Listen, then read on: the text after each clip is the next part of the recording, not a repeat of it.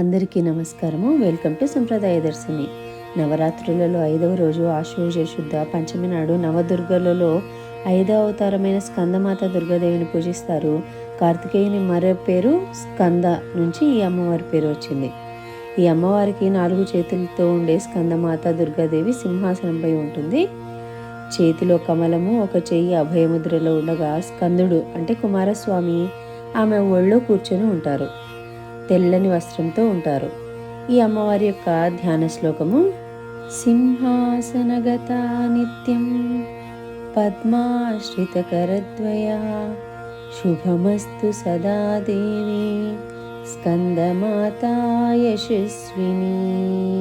ఇది ధ్యాన శ్లోకము. ఇక వివాహం జరిగి చాలా కాలమై పిల్లలు పుట్టలేని వారు దసరా నవరాత్రుల సమయంలో 5వ రోజున స్కందమాతను పూజించాలి. ఆ అమ్మవారిని పూజించడం వల్ల ఆమె ఆశీస్సులు లభించి సంతానం గురించి శుభవార్తలు వింటారు. ఈ రోజున పసుపు రంగు వస్త్రాలను ధరించి అరటి పండును అమ్మవారికి నివేదన చేయాలి. ఈ మాత తన భక్తులకు బలాన్ని, శ్రేయస్సును, మోక్షాన్ని ప్రసాదిస్తారు. ఈ అమ్మవారిని భక్తితో పూజించిన వారికి ఖచ్చితంగా ఆశీర్వదిస్తారు. ఈ అమ్మవారి అనుగ్రహం ఉంటే జీవితంలో సుఖశాంతులు లభిస్తాయి.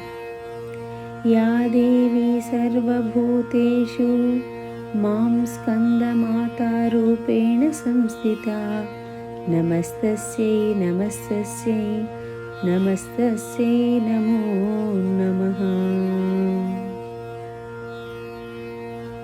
Like, share and subscribe my channel. Thank you.